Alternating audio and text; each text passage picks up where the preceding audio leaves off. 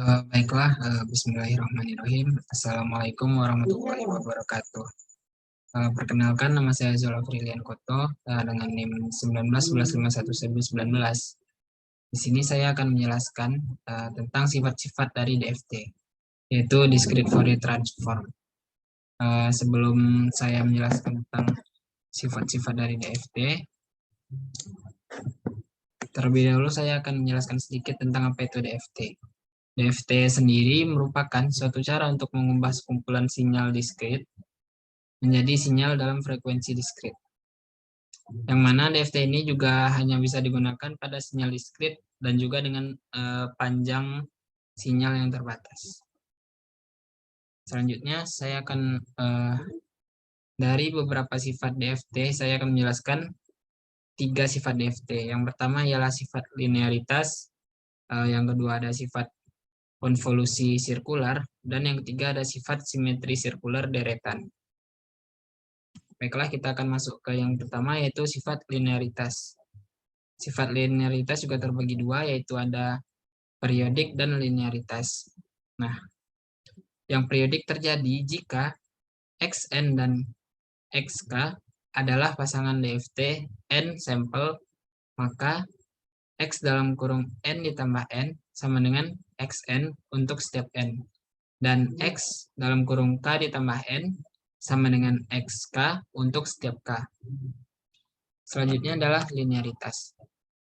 Linearitas terjadi jika A1X1N sama dengan A1X1K. Dan A2X2N sama dengan A2X2K merupakan pasangan DFT N sampel. Maka A1X1N ditambah A2X2N sama dengan A1X1K ditambah A2X2K. Selanjutnya adalah sifat konvolusi sirkular. Nah, pada sifat ini terjadi jika X1N sama dengan X1K dan X2N sama dengan X2K merupakan pasangan DFT N sampel.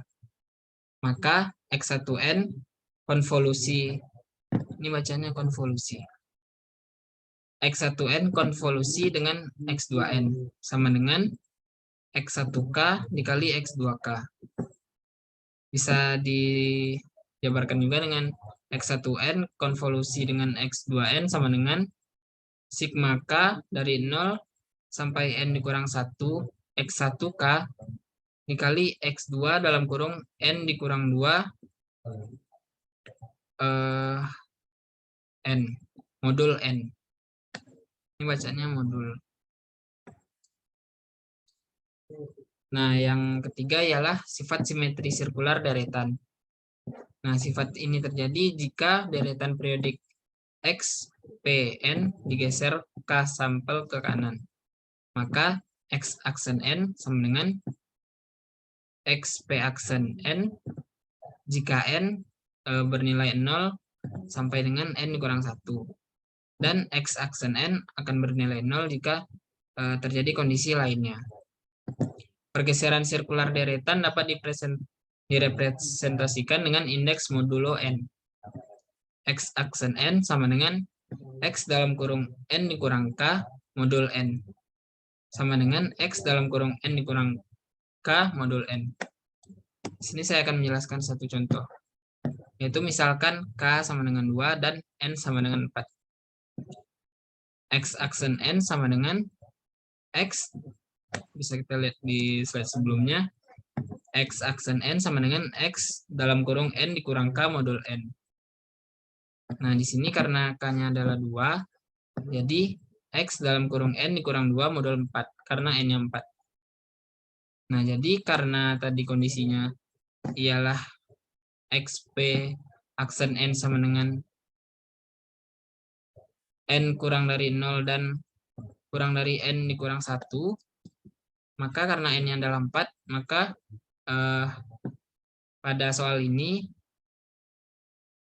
X aksen N-nya itu hanya sampai 3. Nah, yang pertama X aksen 0 sama dengan X dalam kurung 0 dikurang 2 modul 4. Yaitu 0 dikurang 2 min 2. Min 2 modul 4 itu adalah 2. Yaitu min 2 ditambah dengan modulnya 4 hasilnya 2. 2 dibagi 4 itu 0, sisa hasil baginya adalah 2. Selanjutnya adalah X aksen 1 sama dengan X dalam kurung 1 dikurang 2 modul 4. Hasilnya adalah min 1 modul 4. Min 1 jika ditambahkan dengan 4, maka hasilnya akan menjadi 3. 3 dibagi 4, hasilnya 0, dan sisa hasil baginya adalah 3. Ya. Selanjutnya ialah X aksen 2 sama dengan X dalam kurung 2 dikurang 2 modul 4. Yaitu 0 modul 4. 0 dibagi 4 sama dengan 0, dan sisa hasil baginya juga 0. Selanjutnya adalah X aksen 3 sama dengan X dalam kurung 3 dikurang 2 modul 4.